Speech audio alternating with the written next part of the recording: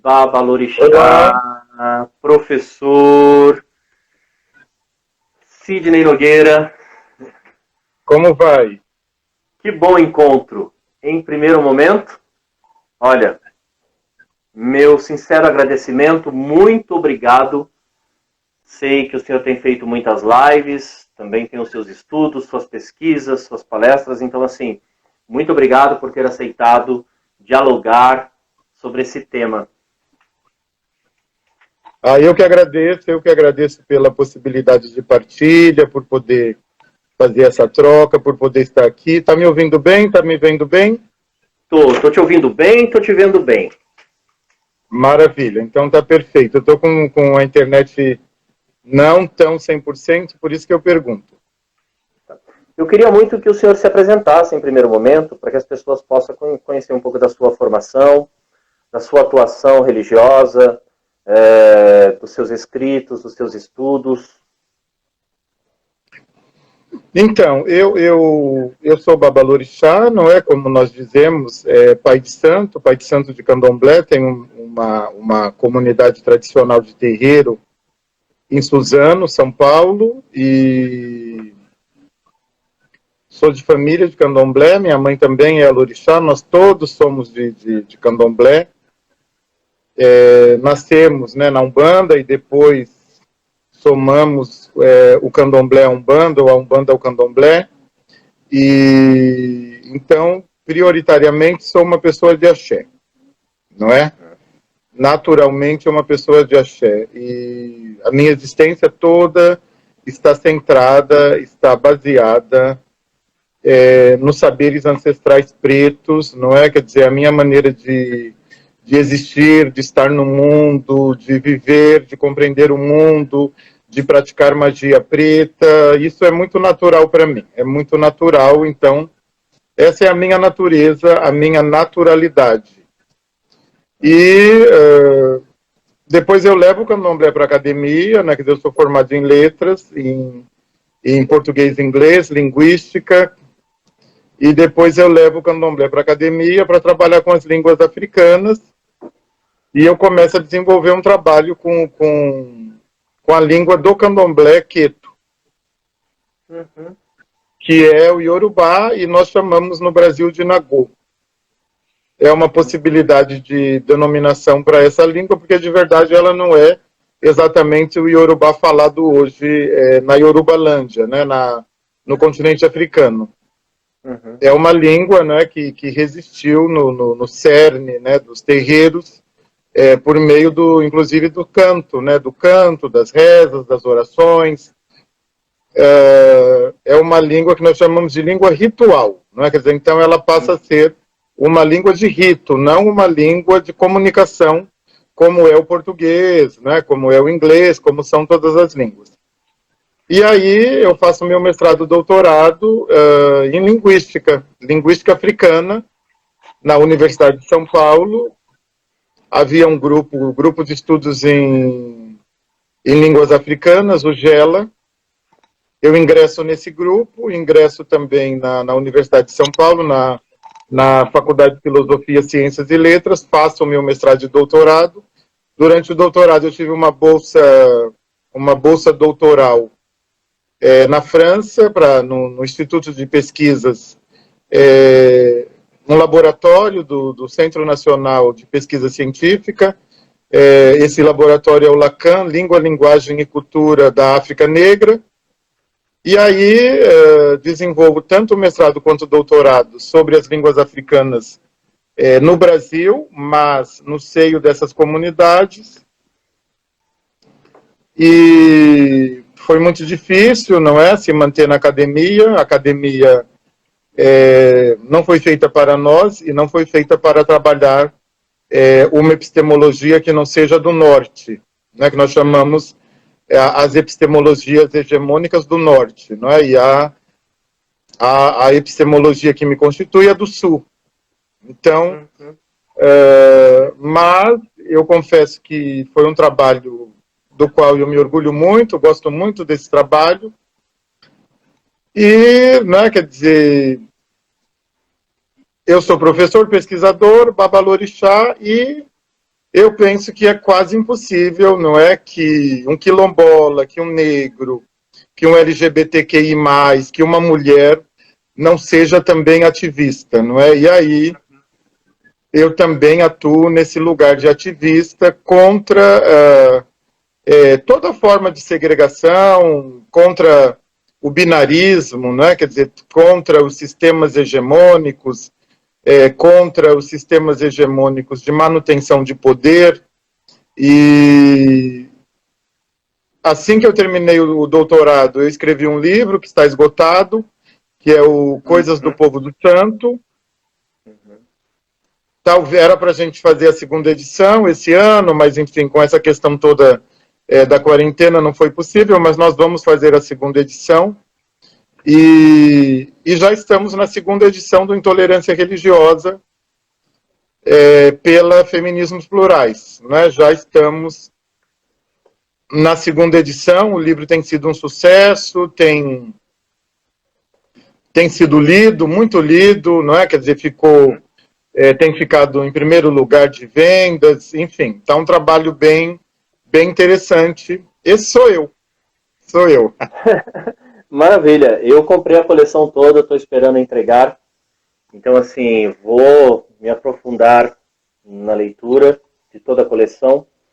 Eu considero essa coleção, como o senhor falou, professor Sidney, primorosa, importante para o meio acadêmico, porque nós passamos por um século de epistemicídio da cultura e do povo preto, da cultura e dos povos indígenas, e um silenciamento, sabe, das pessoas com deficiências e da população LGBTQIA+. Né? Quem teve o seu lugar na academia durante muito tempo foi o branco de descendência europeia, preferencialmente cristão, né? E ouvinte. Então, acho que pensar nessa questão, e se você me permite, me corrija se eu estiver errado, eu achei muito pertinente esses temas variados numa coleção chamada Feminismos Plurais, porque eu entendo o feminismo como uma tecnologia de mudança e um método político que se opõe a tudo que foi construído pelo machismo. Então, todos esses temas são abarcados pelo feminismo, porque o feminismo não é só um movimento, ele tem a mulher como sujeito principal, mas não é um movimento somente das mulheres, é o nosso movimento, de tudo que se opõe a esse machismo e essa sociedade falocêntrica. Né? Então, aí, parabéns pelo... E eu sou nascido em Mogi das Cruzes, vizinho de Suzano.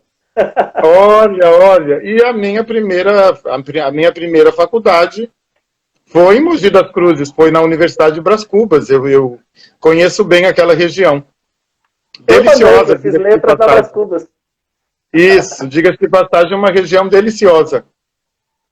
Que beleza. Candomblé, fé e resistência.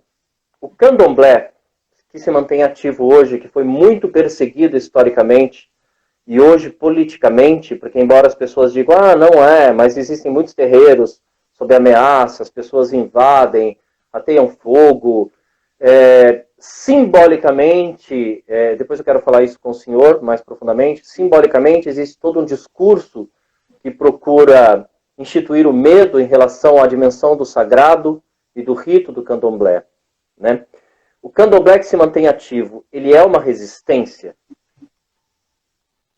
Sem dúvida, né? Sem dúvida. A gente precisa entender que todas essas existências subalternizadas, não é? Subalternizadas todas, né? E eu acredito muito na noção de interseccionalidade, é uma noção sobre a qual nós devemos nos debruçar e compreender que as subalternizações, as marginalizações, os processos de exclusão, em algum momento, eles se cruzam. Por que eles se cruzam? Não é? Porque, na verdade, tudo começa com o projeto humanista europeu. Não é? Quer dizer, o projeto humanista europeu, ele é um modelo, não é, de projeto que, desde o século XIV, vem ditando quem é humano e quem não é. Não é? Quer dizer, quem é mais humano, quem é menos humano, quem é menos animalesco, quem é mais animalesco, quem é menos primitivo, quem é civilizado, quem é normal, quem é anormal. Então, o projeto humanista europeu, ele foi criado como uma justificativa para a barbárie e para a exclusão, não é?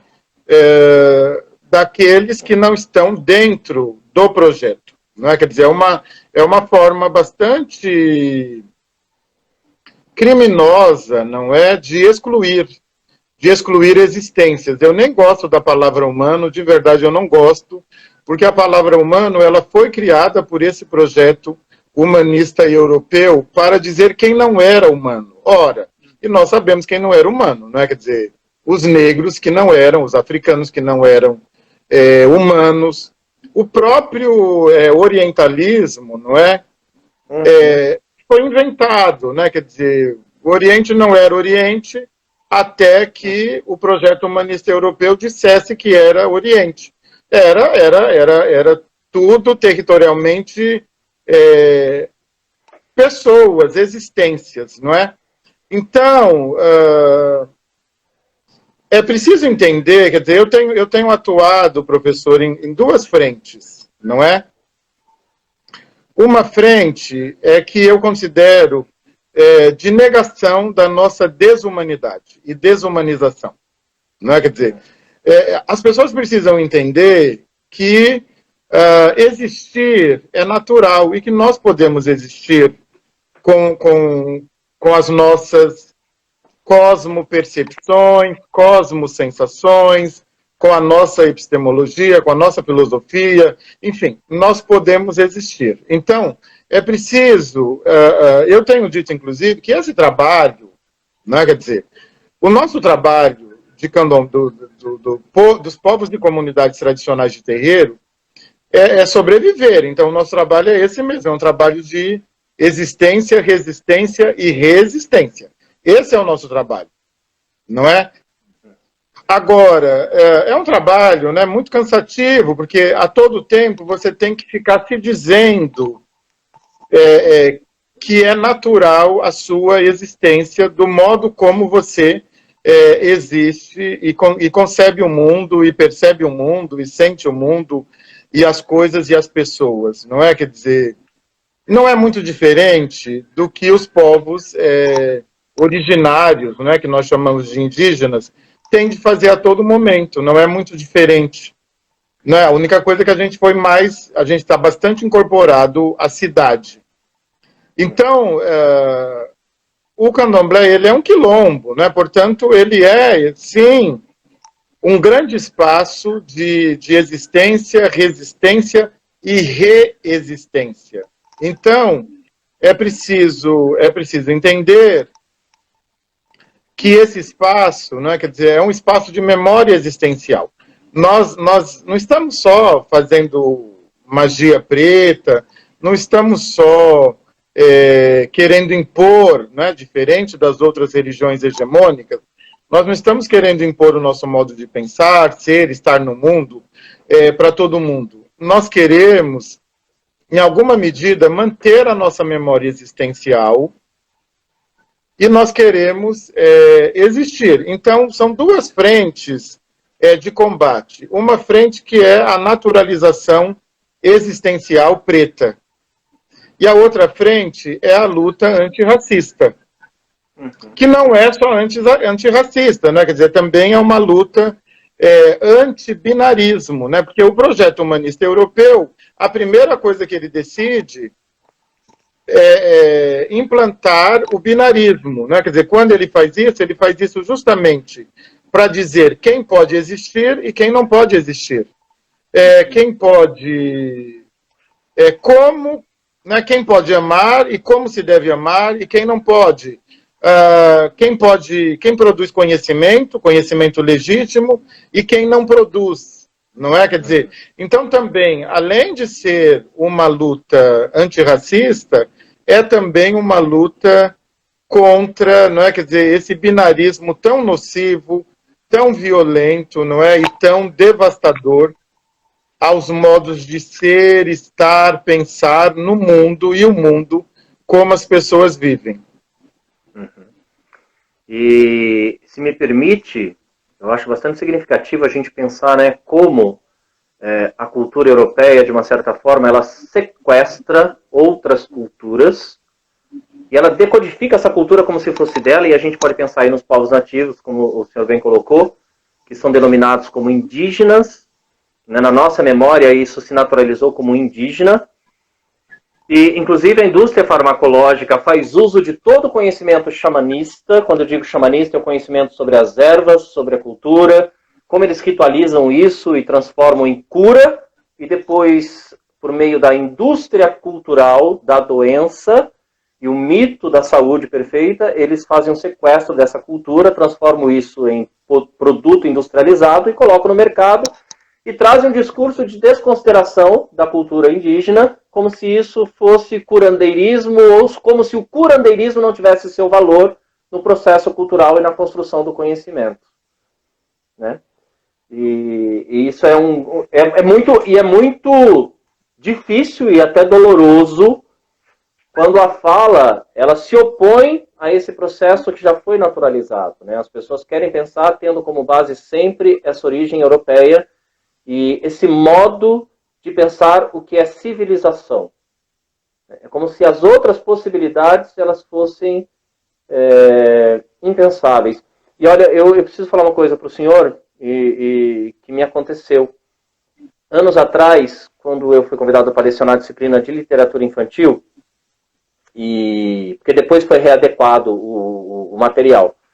Mas eu entrei na sala de aula e quando eu abri o material, eu fiquei um tempo em silêncio. E algumas alunas perguntaram: o que foi, professor? E eu usei uma seguinte frase naquele momento. Eu penso assim, só de abrir aquele material já era um ato racista. Vou dizer por quê. Porque o material não contemplava a literatura, entende?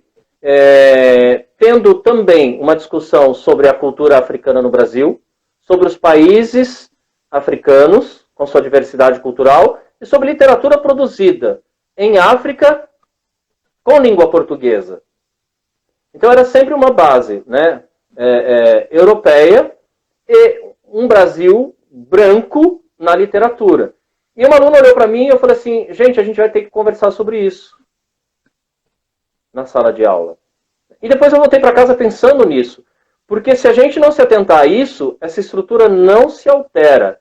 Porque o racismo ele não está presente só no xingamento ou em algumas ações que são postas cotidianamente. Ele está infiltrado, eu gosto né, nessa microfísica das relações. Exatamente, professor. Não? Quer dizer, o racismo é a principal engrenagem do sistema capitalista, não é? Porque é por meio do racismo que você decide quem pode ganhar mais, quem pode ganhar menos, por meio do racismo que você emprega as pessoas e decide, inclusive, onde elas vão atuar.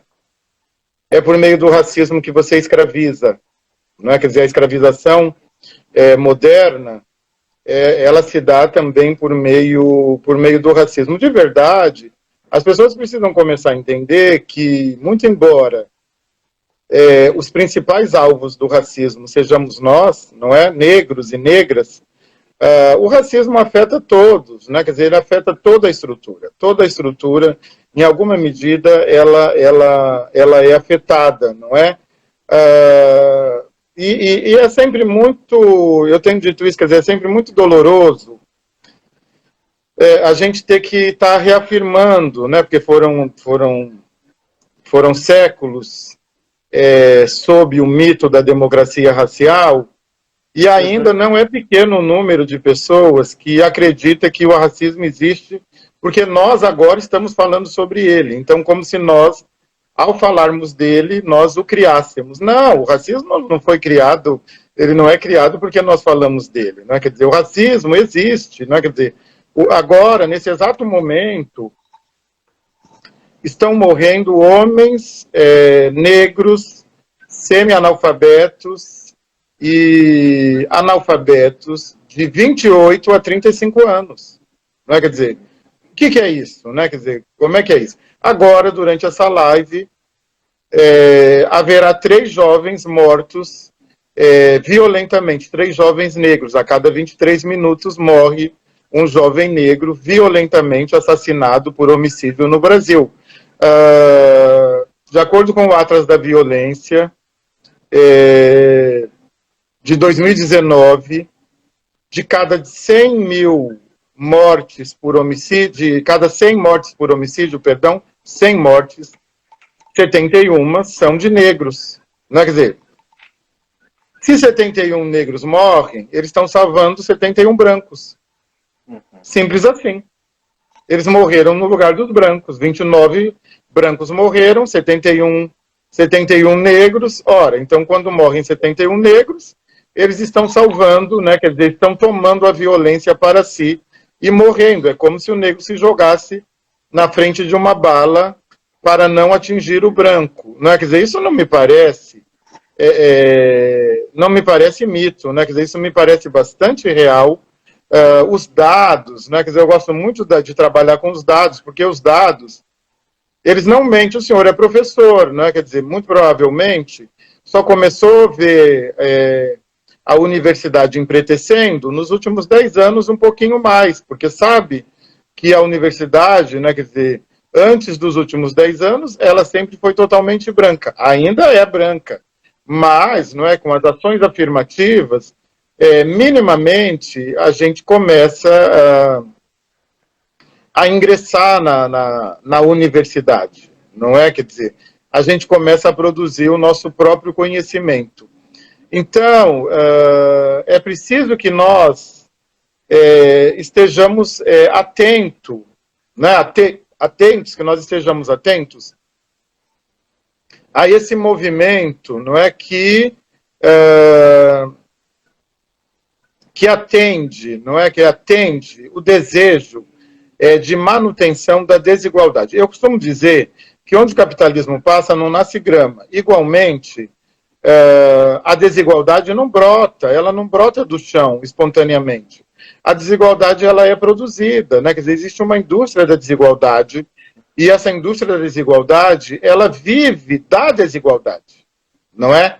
Então, nós precisamos entender que nós não somos desiguais porque nós queremos, nós somos desiguais porque alguém está operando o sistema com vistas à manutenção da desigualdade. Por que a desigualdade? O que a desigualdade faz? A desigualdade produz mão de obra barata, a desigualdade produz violência contra as mulheres, a desigualdade mata os LGBTQIA+, a desigualdade produz feminicídio, a desigualdade escraviza, mata, segrega corpos negros, não é? Corpos de negros e negras.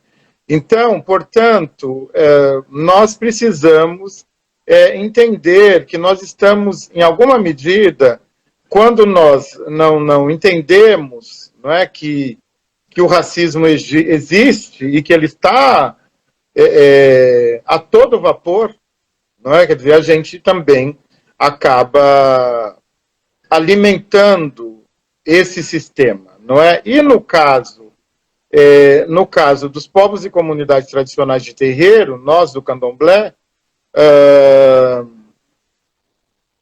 todo mundo sabe, né? Quer dizer, a sociedade não nos vê com bons olhos, a sociedade não quer a nossa existência, a sociedade, ela acredita que nós somos praticantes de bruxaria, que nós somos satanistas, que nós somos macumbeiros no sentido negativo da palavra, que nós somos miseráveis, que nós somos promíscuos, e nós somos, quer dizer, nós somos cidadãos, nós somos existências, não é?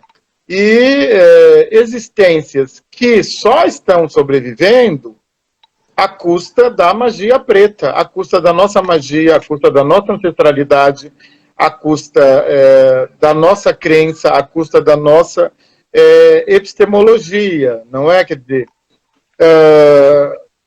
e precisa ficar atento, porque se o candomblé, né, sobretudo o candomblé do qual eu faço parte, fosse tão ruim, por que hoje ele está tão branco? se ele fosse tão ruim. Ele está tomado pela brancura. Né? Quer dizer, os praticantes de candomblé, na sua grande maioria, hoje, na região sudeste, são brancos. Ora, se fosse tão ruim, por que eles estão vindo? Não é como o professor falou. Não é? Quer dizer, a branquitude, né? Quer dizer, esse lugar abstrato de poder, ela é especialista, não é, em se apropriar da magia dos povos originários, né, dos chamados de indígenas. Ela é especialista em se apropriar dos conhecimentos, não é? Quer dizer, eu estava na academia branca, porque a academia ela é branca, não é? Quer dizer, eu estava na academia branca, e quantos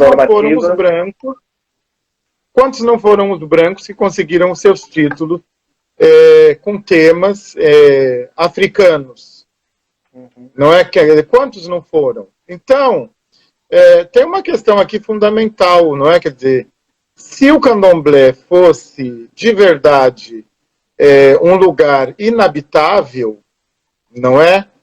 Por que tantos brancos hoje fazem parte dele? E eu não estou fazendo nenhuma crítica à participação dos brancos no candomblé. Isso, em nenhuma medida, me afeta. Não é? Quer dizer, eu estou apenas usando dessa constatação para a gente perceber que também a satanização das comunidades tradicionais de terreiro é pura mentira, não é? Quer dizer, isso não é real. Uhum.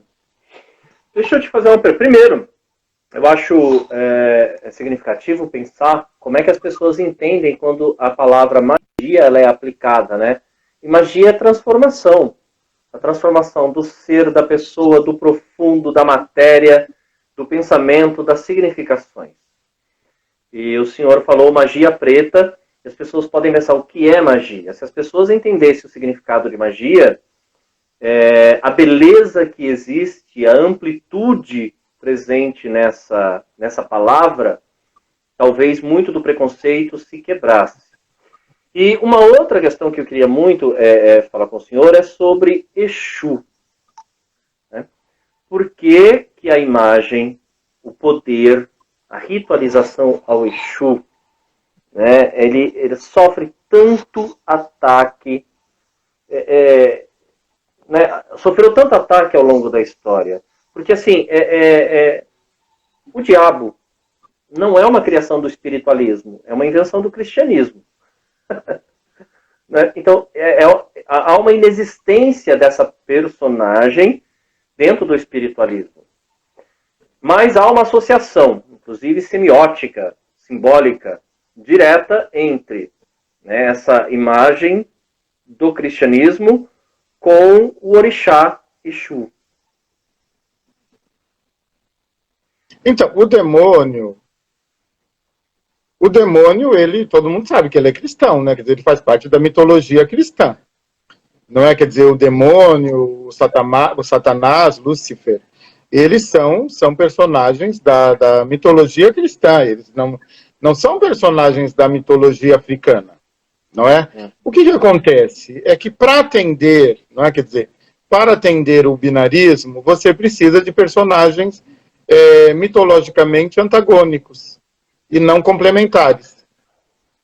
E quando os colonizadores chegam, sobretudo na Yorubalândia, eles não encontram o demônio deles. Mas, não é? O professor sabe, né? Quer dizer, como é que a gente lê o mundo? A gente lê o mundo a partir do nosso repertório, da nossa perspectiva e daquilo que nós sabemos sobre o mundo. Então, Exu, ele é falocêntrico, ele tem uma relação muito forte com o falo, mas não o falo, esse falocentrismo europeu. Não, o falo na condição de fertilidade, na condição de produtor de vida, não é? Quer dizer, não o falo no sentido de violento, nem minimamente associado ao machismo, de modo algum. Não é nem um falo sexual, não é nem sexual, eu falo terra fértil, terra úmida, não é? Quer dizer, é o primeiro montículo de terra, porque na verdade o Exu nasce da associação da terra com a água, não é? Então, o que acontece? Quando você não encontra Exu, você imediatamente precisa fazer uma associação. Essa associação primeira se dá, né, na colonização do continente africano. Para fazer um recorte, né? Estou pensando em Exu como ele é da Yorubalândia, então não encontram o demônio cristão na Yorubalândia, então aqueles símbolos, né? Quer dizer, Exu está muito associado ao tridente, à encruzilhada, ao falo, ao montículo de terra, à cabeça, não é? E aí, imediatamente, isso fica associado ao demônio. Aqui no Brasil, durante o período da escravização de pretos e pretas, nós vamos ter Exu como mecanismo de defesa e proteção, não é? Quer dizer, a magia preta de Exu, ela passa a ser utilizada, e inclusive eu quero usar esse momento para desfazer aquela palhaçada, aquela bobagem de romantização dos despachos na encruzilhada, que era para os escravos fugitivos comerem e as velas eram para iluminar o caminho. Isso é tudo mentira, não era nada disso, entendeu? Não era nada disso, era magia mesmo, era magia preta, entendeu? Não tinha nada de deixar comida para fugitivo, não. Era magia, é a maneira de se proteger, não é? Quer dizer, é uma arma de defesa. E como também os escravizados utilizavam demais Exu, ele foi associado ao diabo, o que, em alguma medida, interessa, não é? Quer dizer, interessa às religiões hegemônicas, porque as religiões hegemônicas, professor, o senhor muito bem sabe, como é que elas atuam? Elas atuam por oposição. Então, se você não tem diabo, você não tem contra quem lutar. Se você não tem contra quem lutar, você não tem o que oferecer, você não tem o que vender, porque é a lógica capitalista. Então, você precisa ter um demônio para poder oferecer o salvador, para poder oferecer a cura, para poder oferecer o herói. Você precisa ter um anti-herói. Então, as religiões hegemônicas, elas trabalham por oposição. Elas trabalham por oposição. Eu costumo dizer, por exemplo, hoje, o que seria, não é, das igrejas neopentecostais se nós não tivéssemos no Brasil o candomblé, a umbanda, o batuque, o xambá, a jurema? O que seria deles? Quem seria? Eles teriam que eleger um outro demônio para combater. Não é? Quer dizer, porque eles sobrevivem a partir de uma imagem criada por eles mesmos, sobre um demônio de terreiro, que eles criaram. Na verdade, eu nem sei quem é esse cara, eu nem sei quem ele é, nem conheço, nunca vi, não sei quem é. Nós de terreiro, nós nem sabemos quem é, não é? Então, é um processo, mais uma vez, poderoso, e tem novamente a atuação do capitalismo, que é você criar o antiproduto para oferecer o produto. O antiproduto é o demônio, o produto é Jesus, que eles vendem. Não é? Quer dizer, Jesus deve se revirar na cruz, na tumba, sei lá onde é que ele está, mas ele deve se revirar, porque os usos que fazem dele são um verdadeiro show de horrores, não é, professor? Deixa eu te fazer uma pergunta, isso me passou agora. Com tudo isso que o senhor está falando, eu pensei aqui, né? Quão difícil seria para a cultura europeia, com seu projeto de destruição, que eles chamaram de desenvolvimento, mas na verdade é um projeto de destruição, e eu gosto muito da fala do Nietzsche em relação a uma questão, quando ele fala que toda a sociedade evolui, não significa que para melhor. Então, evolução não é sinônimo de melhoria, né? Entretanto, só para pensar, né, porque eu vi uma postagem do senhor, que o senhor falou sobre essa questão do Deus branco, né, que na verdade nunca foi um Deus branco, foi um Deus embranquecido e produzido para ser apresentado a partir de uma concepção europeia. Esse Jesus que é apresentado popularmente para as pessoas. Mesmo historicamente, antropologicamente, se tem provas de que ele nunca foi loiro de olho azul, de olho verde, como ele é apresentado.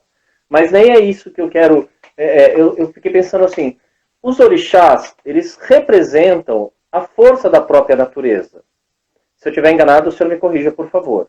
Porque eu não sou do candomblé, então eu quero aprender muito também. Né? Os orixás, eles representam a força da natureza. Então eu penso, esse projeto de destruição da Europa, como é que eles conseguiriam conceber, né, a presença do sagrado na própria natureza se eles destroem a própria natureza?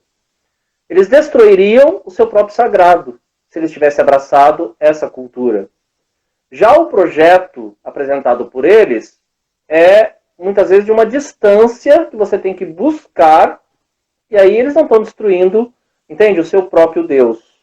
Né? Estão, mas não têm consciência disso, ou propositadamente têm tanta consciência que construíram todo um discurso, né, para ser aplicado superficialmente junto à população. Como é que o senhor vê isso? Porque, assim, né, não seria possível destruir essa natureza a partir do momento que eu a ritualizo, que eu a cultuo, que eu a respeito, que eu a interiorizo e tenho uma comunhão e uma consciência com ela. Faz muito sentido, professor, o que o senhor está falando, não é? Quer dizer, isso se estende para várias coisas na vida, inclusive para o racismo. A grande questão é a seguinte, se eu assumo, não é, que os orixás, não é, quer dizer, são ancestrais, não é, quer dizer, são ancestrais, são reis, são rainhas, são também espíritos da natureza, não é, quer dizer, são também forças da natureza, são também magia preta. Se eu assumo, sobretudo, se o Ocidente ele assume a natureza como deificada, automaticamente ele assume também o crime.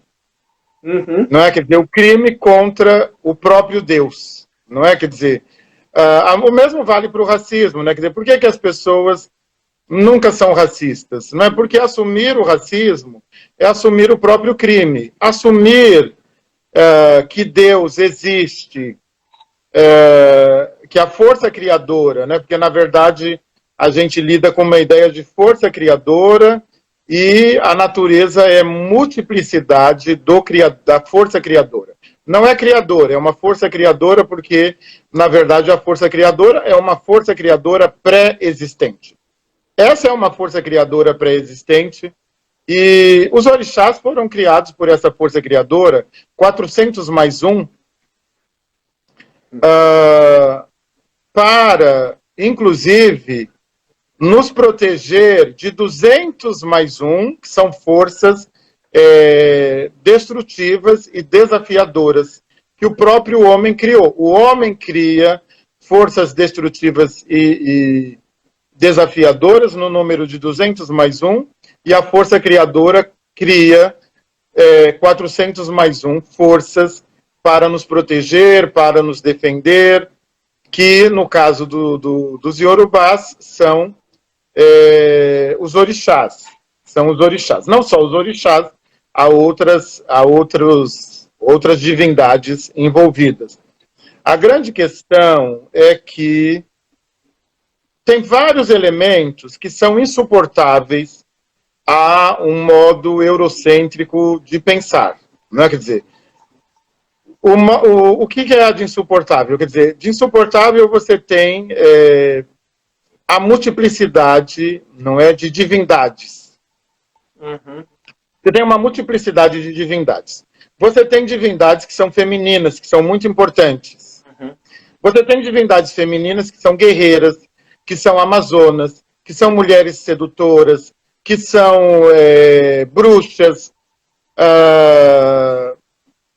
que são seres nutricionais, que são amantes, que são mães, não é? Quer dizer, e tudo isso na perspectiva do E conjunção aditiva e não do ou conjunção alternativa excludente. Uhum. Então, na mitologia cristã, que também é mitologia, na mitologia cristã, o que você tem para a mulher? Você tem a mulher mãe e esposa. Você só tem 2 papéis possíveis para a mulher. Na mitologia Yorubá, você tem um somatório de possibilidades da expressão da força feminina.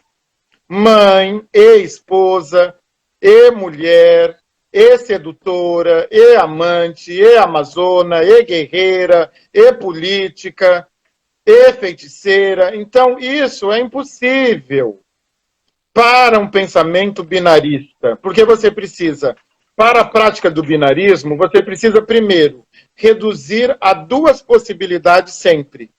Você tem que reduzir tudo a 2 possibilidades.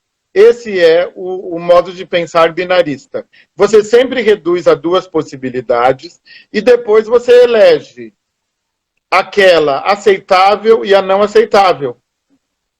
Então, nós não operamos sobre um sistema binarista.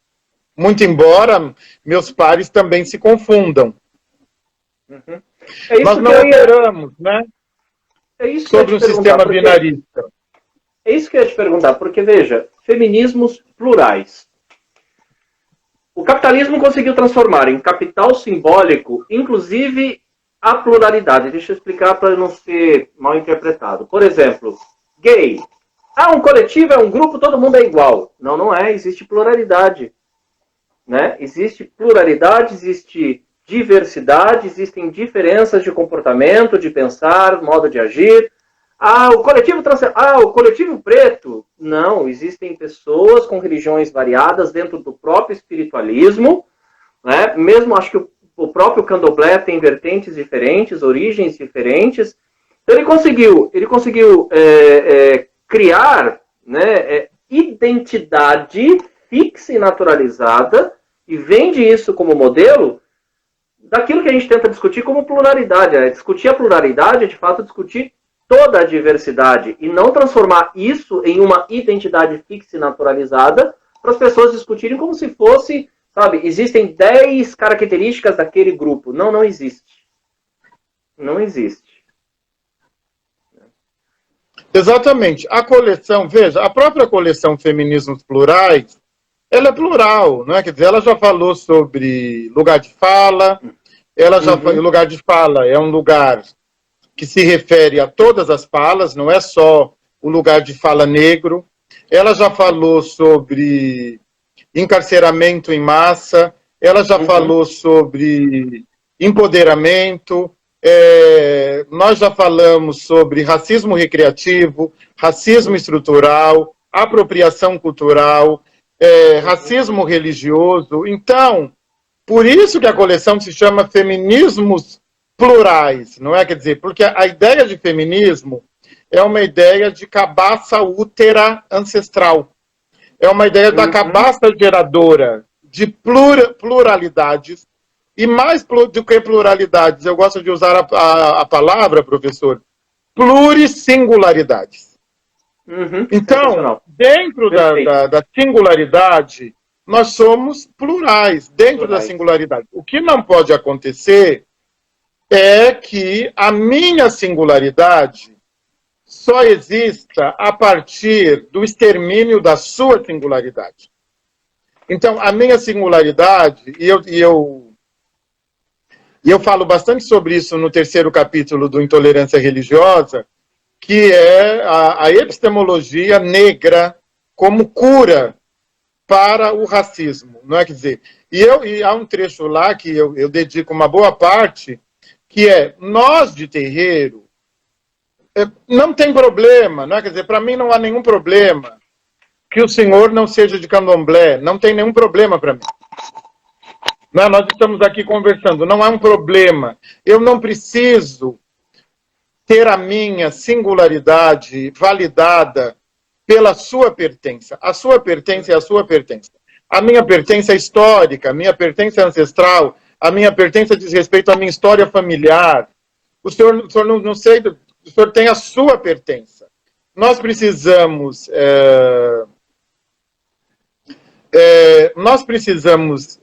entender que a grande questão é, por exemplo, quando os vegetarianos e os veganistas começam a dizer que nós estamos matando os irmãos deles. Porque nós praticamos magia com animais. Não é com arara dourado, não é com nada disso. É tudo que está na mesa do brasileiro. E aí, quando os vegetarianistas, veganistas, eles começam a se servir de um argumento de que nós estamos assassinando nos nossos rituais os irmãos deles, os irmãos animais, para mim está tudo bem, que ele considere os irmãos animais, está tudo ótimo para mim. Ele precisa entender que a plurissingularidade está sendo afetada. Não é? Quer dizer que, em alguma medida, ele está nos chamando de assassinos. Uhum. Não é? Quer dizer, ele está me chamando de assassino. Quer dizer, ele está operando sob a mesma lógica hegemônica, sob a mesma lógica racista, não é? E ele opera sobre essa lógica racista contra nós, contra os povos originários, pindorâmicos. E ele quer operar sobre a Sadia, sobre a Friboi e sobre todo mundo que come carne. Tá tudo bem para mim, não me interessa. Não é? Só que é o seguinte, não é? Quer dizer, quando, para validar a sua existência, você precisa invalidar a existência do outro, a cultura, o sistema de crenças, e, sobretudo, uma cultura, sistema de crença e existência que nunca pôde existir naturalmente, aí você não pode, isso você não pode. Entendeu? Aí você não pode. Aí você está operando sob a mesma lógica do projeto humanista europeu. Essa é a questão. Quer dizer, a epistemologia do Sul, a epistemologia de encruzilhada, a epistemologia de fresta, essa epistemologia, ela não quer invalidar existências. Muito pelo contrário, ela quer cruzar existências e tornar as existências cada vez mais plurais. Cada vez mais plurais. Nós precisamos das plurissingularidades.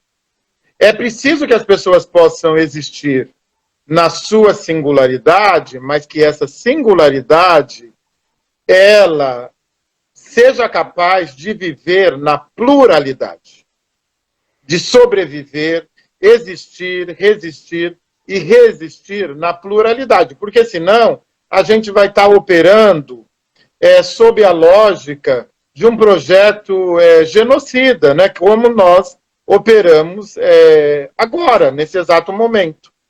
Não é? Quer dizer, nesse exato momento, uma falta de atenção, a contenção, não é, das mortes, não é? Quer dizer, a naturalização da morte no Brasil é um projeto genocida. É um projeto genocida. Então, nós precisamos entender que há limites também, não é, para a plurissingularidade, e precisamos entender, sobretudo, que os modos de pensar, de ser, estar no mundo, amar, desejar, comprar, todos esses modos são colonizados. Não é? Quer dizer, o desejo é colonizado, o modo de existir é colonizado, o modo de pensar é colonizado, e por isso que nós precisamos de um giro epistemológico, não é? Quer dizer, nós precisamos de um giro. Nós precisamos, como tem adotado, não é? Quer dizer, os estudos decoloniais têm adotado essa expressão, nós precisamos sulear, porque a vida toda nós fomos norteados, nós fomos conduzidos pelas epistemologias do norte. E as epistemologias do sul, elas foram totalmente desconsideradas. e agora nós precisamos sulear e precisamos ser sustentados. Se me permite, agora eu escrevi o capítulo de um livro, a convite de uma editora, onde se discutia a questão da população LGBTQIA+, no período de isolamento social. E a proposta das lives é, de fato, também me colocar no lugar de escuta e entender o outro a partir da fala desse outro, né? E aprender significativamente. E nesse capítulo eu trouxe a fala de uma das lives de uma drag queen, que é a Gervásia Boreal.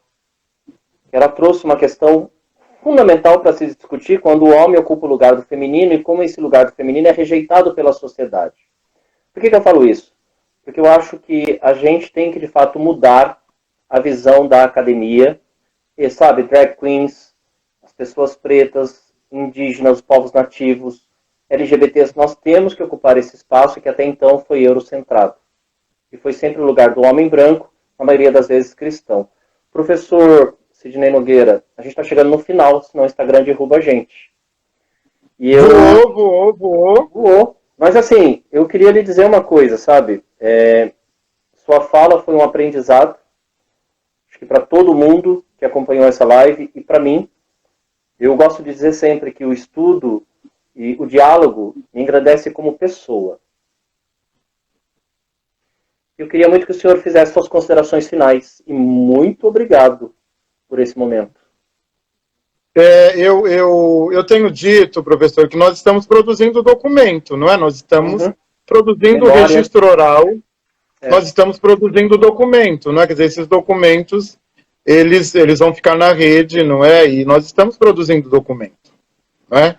E Exu é a comunicação, Exu é o diálogo, Exu é a troca. O Karamedi é um aforismo que diz: a banca do mercado tem dois lados. Portanto, é importante que nós possamos existir de modo plurissingular e que cada um possa existir do seu lado da banca.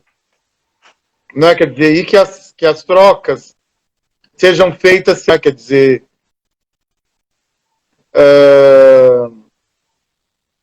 nós estamos sofrendo o resultado de trocas desiguais. Né? Quer dizer, nós sofremos o resultado de trocas desiguais. Trocas desiguais vão adoecer o corpo, vão adoecer a mente, vão adoecer a sociedade, vão adoecer todos nós, não é? Coletivamente. Eu agradeço imensamente pela possibilidade de troca, de partilha. Estou num projeto, nós teremos agora, no segundo semestre, uma disciplina na Unicamp, estrito sensu, e os interessados podem se inscrever. Infelizmente, nós temos apenas 100 vagas para os alunos de outras instituições públicas, mas nós estamos lutando para dar continuidade a esse projeto. Então, nós estaremos na Unicamp com uma disciplina justamente chamada Giro Epistemológico Antirracista. Nós temos o ILEARA em São Paulo, que é Instituto Livre de Estudos Avançados em Religiões Afro-Brasileiras, e nós temos vários cursos. Por favor, venham conosco. É importante que a gente faça esse processo que eu chamo de letramento racial, não é? E agora, no final do mês, nós vamos ter um curso de epistemologia e afrosentidos dos 16 Odu. Não é? Quem estiver interessado, vai lá na minha bio, vai lá no link. E eu penso que é o seguinte: nós precisamos conversar, porque nós não sabemos tudo um sobre o outro. E é natural que não saibamos, não é? Mas nós precisamos dessa roda de conversa para que a gente se sinta mais parte do todo e menos parte do um. Não é? Para que a gente se integre ao todo. Não precisa aceitar tudo, não precisa entender tudo, mas precisa minimamente praticar a escuta generosa. Muito obrigado, professor. Um forte abraço, saúde e vida longa ao senhor, prosperidade, caminhos abertos, e Exu esteja sempre em seu caminho. Axé. Um beijo no seu coração que vai cair aqui. E sinta-se abraçado. Obrigado.